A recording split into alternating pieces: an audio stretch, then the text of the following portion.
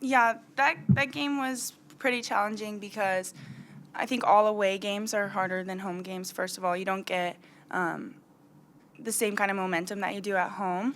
And so we were chipping away, but just couldn't get over that hump. But we rallied together, and we're still a team. So.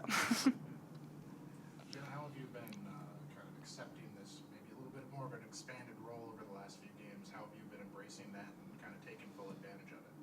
Yeah, I think the most important thing for me is just to always stay ready because I don't know when or how long I'll be in there for. So I just always try to do whatever I can to help the team in that moment. And they're always super helpful to me when I go in there, just getting me up to speed on things. And yeah, I enjoy it and I'm happy about it. Jenna, have you felt the impact of more minutes? I mean, is your conditioning that you're not getting any tireder, it's not impacting your play? You're okay with all the increased minutes? Yeah, I'm okay. I value being in the best shape that I can be, so that's just another part of staying ready for me. Jenna's been in shape since day one, I'm trying to tell y'all. Sarah, how frustrating is this kind of, win one, lose one, kind of this on and off switch that's been going on for y'all for a while here? And how do you kind of snap out of that moving forward? I mean, it's very frustrating, but I think first and foremost, we got to get a Big 12 its credit. It's a very great league, and, any given night, anybody can be beat. So I think, you got to take the losses and learn from it and figure out what we got to do better next game. And we continue to grow. If we're playing our best basketball right now, we're in trouble then. So I think, these games have allowed us to learn and be ready in March, and we're going to come to compete every night. Sarah, you guys played a really good non-conference schedule and had a lot of success there. The Big 12 specifically has just been the grind of the conference, teams knowing you guys better. What do you think has been like the overarching maybe reason for some of those struggles? I think, everybody hits adversity. I think it's just about when. I think, we're kind of hitting it right now. So, I mean, I'd rather hit it now rather than when we get into March and when tournament comes. So, I think, we're learning a lot. And I think, it's giving us the opportunity to see what it feels like to hit adversity. So, when we're going to be on the road, when we play in March, we're going to figure out how to rally against a crowd or wherever we're at. We're going to have to stick together. So, I think it's a very good opportunity for us. And the Big 12 is a great league. Jenna, obviously, Yaya caught a bad break there. She's hustling at the end of the game with the busted tooth. But I'm just curious, what does it say about her that she was hustling like that in a game that was late like that? And does that kind of fire you up at all to see a teammate, even when they get hurt like that, playing like that? Yeah, of course. I think we all do a really good job of battling no matter how hard it gets. And Yaya's a perfect example of that. I mean, she's diving on the floor and we're down whatever with not that much time left. Our coaches have helped us and we help each other give our all the time. We just have a lot of heart, and that's not going to change. And have you had a talk with your dad about which highlights? Oh my gosh. That was funny. I think it just shows our relationship, and like it's okay to make fun of yourself sometimes. Sarah, you've been around the block so many times with these different schools in the conference. You pretty well know the tendencies and the styles of every team, but West Virginia coming in tomorrow has a new coach, a new style of play. What are your thoughts on that game tomorrow as far as what you're looking for? I think first off, going into every game looking back, I think first and foremost, me as a leader, I got to be a better leader on the floor and come to play and have a better game each and every night for us to be successful. I don't think I've been leading the perfect way that I should. So I think, I'm going to be better in that area for this team. But I think West Virginia is a great team, and I think we're a better team because I think we've proven that at the beginning. They're going to press us. They're going to play really hard. They have some great guards. But I think it's about Baylor getting back to playing Baylor basketball, and it starts with our defense. So I think first and foremost, we're going to start on the defensive side, and our offense will come. Do you struggle with your confidence at all in a stretch like this, or is the confidence always there to shoot? I mean, the confidence is always there to shoot because of my coaching staff and my teammates. I think, it's about me believing that the next one's going to go in. I think that's been a struggle right now. I think it's hard for anybody when you don't see the ball go in for a while to be like, you're going to believe the next one to go in. But I think it's my job to step up and be a leader every night when the ball's not going in. So I think that's the role that I'm going to have to take on and be a better leader for this team. We also always want Sarah to shoot the ball. Sarah's a great player. She's a great leader. When she's rolling, we're rolling. And even if she's not making shots, when she's leading us, we're unstoppable. Do you see yourself at times, Sarah, maybe hesitating, not wanting to take the shot because they haven't gone in? I think so, and I think, the team tells me, hey, we need you to shoot the ball. I think you've seen in some games, some shots that I may have taken, I passed up because I hadn't seen the ball go in, and I think, that's the wrong way to go about it. So I think I got to continue to shoot the ball and get in the gym, and I'll get out of this slump sooner or later, and we'll get out of this slump, and we'll be okay. Sarah, when I came to an early practice this year, I remember how much Coach Green was emphasizing to you how you needed to get your feet set. Mm-hmm. And I'm not trying to get too technical, but do you still think about those things this late in the season? Is he still reminding you? Or talk a little bit about the fundamentals maybe of your game? Oh, yeah, I think, I'm a great shooter. When I shoot the ball the same way every time, I feel like no matter if it comes off or it goes in, it's a great shot. So I think, I got to continue to get my feet set because my team finds me in the right positions. But I think, I'm going to lock in on it a little more and get my feet set and be ready to shoot. Sarah, some scores, when the shots aren't falling, they're really out of their game, but you've had a lot of assists and you've contributed in other ways. What has it meant to you to find other ways to contribute even when the shot's not falling? Because we have such a great team, it's not about me scoring all the time. I can go out there and impact the game in other ways. I think, you saw Jana come in. I passed it to her for a 3 against Kansas State. And that next day I text Jana about how proud I was of her. I think it's about me seeing my other teammates succeed, and I just feed off of that. Like, there's other ways to impact the game other than just scoring. You want to introduce yourself? Hey. This is Hadley. Hadley is Corey, our nutritionist daughter. So, Oh, cool. yeah. Hi, Hadley. How old are you? How many? 3. That always works. Me too. 33. Nah, 15 years ago. West Virginia, they lead the league in turnovers forced and second in points allowed. I guess, what's your plan of attack against a team that kind of is good at, forcing what you have recently not been good at? Yeah, well, I'm not going to give you the full-on game plan. They may watch this press conference. But I'll tell you the goal will be to limit our turnovers. I don't think that the way they play, you're not going to eliminate turnovers. They turn everybody over. Even in their losses, they still turned Iowa State over a lot. They turned Texas over a lot. It's who they are. It's their identity. It's in the most complimentary way. It's a little kamikaze. It's very chaotic. They do a good job of even when you break the press, of running you down and back tapping and playing, stunting in gaps and digging balls out. So it's just a really chaotic system defensively, and they're really good at it. They're really, really athletic. J.J. Quinterly, Kaya Watson is probably one of my favorite players in the league because of just she's a Caitlin Bickle type. She does all the dirty work. She doesn't score the most. She doesn't get the most rebounds, but, she's such a glue player for them. And, Bug's old teammate Jordan Harrison is just like kind of understands their system coming from Stephen F. with Coach Kellogg. So I just think they've really bought into this system, and he's got the personnel to be really, really good at it. So goal will be to limit our turnovers, to be safe with the basketball and try to hopefully attack when we can attack and just, kind of pull it out and play against their half-court D, but just to be in a little bit of protective mode. Do they stay man-to-man most of the time on half-court? Or No, they're usually make-miss. They're usually man-on-misses. They're usually, kind of a 2-2-1 face guarding all over you press back to their matchup zone. So their zone is kind of a 2-3 matchup. And so, it depends on how good your defense is. Do you get stops? On dead balls, they're usually going to press on, or, half-court dead balls, they're going to play, what's being most effective for them. But they're going to mix it all night long. So we're going to see a mixture of press, matchup, zone, and man. Nikki, what was your take, looking at the film, what was your take on the BYU game? I just thought the ball didn't move for us in the first half.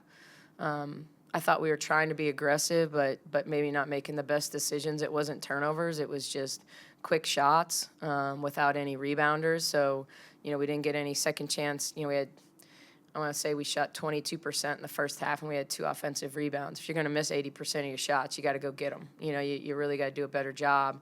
But we were barely in rebounding position because of how quick our shots were.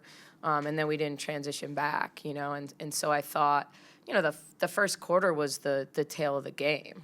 From then on, we won the second, third, and fourth quarters, regardless of whether the second quarter was a low-scoring quarter. And but we didn't create any separation, even though we won them because they were, we won them by a point or 2 points. But we buried ourselves early, really not taking great shots and then, not getting back, and certainly Gustin hurt us, but it was the threes. I felt like early, I thought it was Whiting kind of controlling tempo for them all night long. Coach, when you have 2 months at the start of the season, results-wise, everything goes great, how does the team react now to a month or so where it doesn't? Well, they're young people, they're resilient. But I certainly think it's easy to feel confident when you're rolling. I think, the first sign of a little adversity, you don't, like when you're used to winning, you don't even allow it to feed your thoughts. So I think it's about, like, I saw a little of us against Houston, and was excited about that. I think we felt good going into that BYU game. I just didn't think we played with a lot of pace up and down in the first half. And I thought almost worse, we didn't play with enough pace sideline to sideline. And so, I think we got to learn from that. I mean, it's the reality is, we've most likely taken ourselves out of position to win a regular season conference championship. But that doesn't mean that, we can't win a conference tournament championship. It doesn't mean we can't be playing our best basketball in March. It doesn't mean we can't make a deep run in the tournament. So do you say, like, one goal is gone that you had going into the season? Yeah.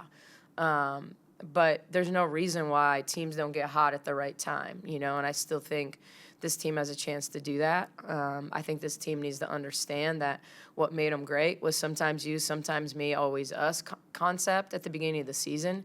And so it isn't about how much you score, it's about what the team needs in that moment. And it's really easy to be unselfish when the team's being successful, and to have questions when they're not, and you're not having as much success. But I think, at our core, when we're at our best, it's because the ball has energy, the ball moves, it gets to the most open person. No one's worried too much about whether they get 5 shots or 10 shots, because it's about getting the right shot. And so, I think if we keep that as the goal, I don't think there's, we've got, and I don't look ahead a lot, but what's left in conference play, and we've got West Virginia twice and OU, and those are 3 ranked teams. Maybe one of them is the same team, but ultimately, you've got ranked opponents, 2 of them on the road. We've got rematches against Kansas, and we didn't play well up there. So, like, we have a lot to look forward to. BG's retirement ceremony here, like, there's a lot of, like, great things ahead for us. And so, it's about keeping that positive mindset and trying to get the most, out of this last 6, 7, 8 weeks, How can you help Sarah, as someone that struggled with her 3-point shot, and just kind of get her confidence back? Yeah, trying to get her to get downhill, ultimately, like, getting to the foul line, I think there's first point of contact, and when she gets first point of contact right now, she's crossing it back and moving it instead of first point of contact, burying her shoulder into them and playing downhill. And so it's seeing it on film.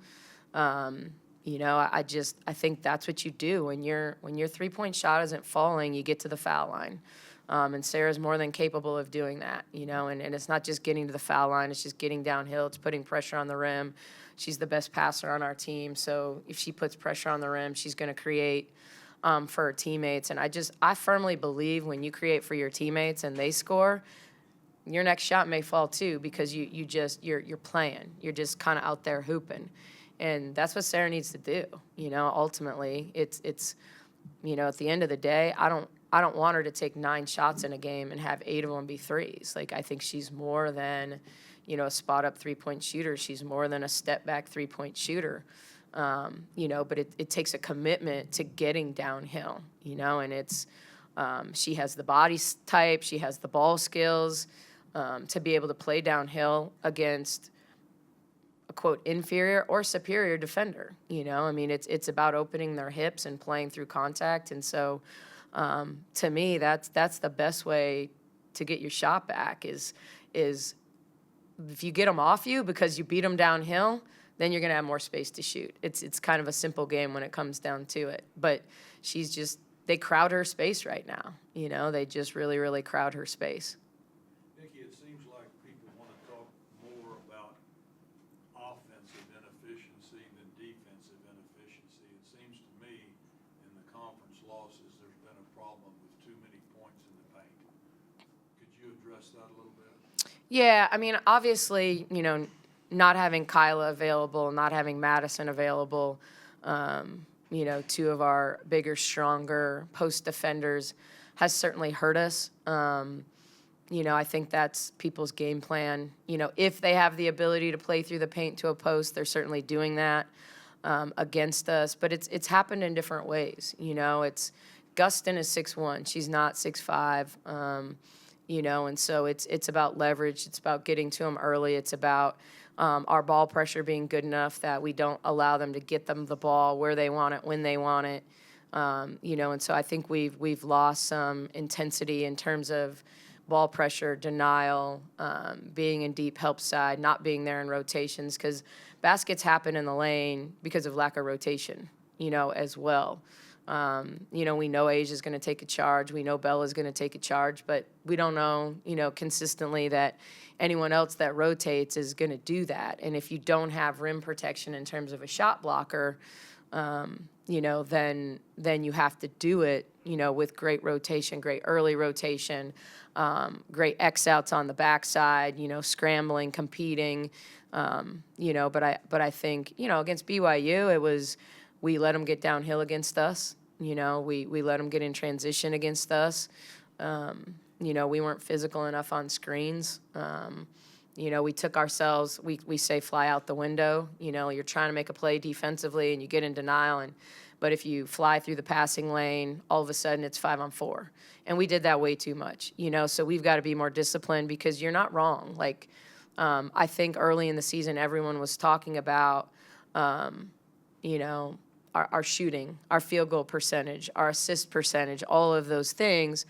But we were really getting after people defensively as well. And so, when you aren't making shots, you have to rely more on your defense and vice versa. And I thought, we talked a lot about in the non-conference, certainly the offense was good, but there were games when it wasn't there for us, but the defense was. And I felt like I made a point in those press conferences of saying that's how you have to win. You have to win however the game's being played. And if you're not making shots, you got to get stops. And I thought as we started to score against BYU, we still didn't. We were trading baskets. We couldn't score, stop, score. It was score, get scored on, score, get scored on. I think we were 7 for 12 to start the third quarter, and they were 7 for 10. At the first media timeout. So now we're scoring, we're getting to the offensive glass, we're getting more possessions than them, but we're not stopping them. So it's hard to put a dent in a lead if you don't get stopped. So I think it's definitely two-pronged. I think offensively we got to play with enough pace that we get to good shots. And I think defensively we've got to be better dialed in. We got to be better individually and better collectively. How is Yaya? Will she play tomorrow? And, Yes. how important has her kind of positive energy been coming off the bench? Yeah, she will play. She's sore. I don't know what they do. I don't know. They glue it in. I don't know how that works. But she's seen a dentist, and they'll see one again. But yeah, she will practice today. She'll play tomorrow. I think. I feel like Yaya was so good for us early, and she went through a bit of a lull in the Big 12 herself, where I think people started to guard her better, and really scout her well. But I think she's kind of pushing through that now. I think she was a real bright light, I thought, in the BYU game because she got downhill. She got downhill. She got to the free throw line.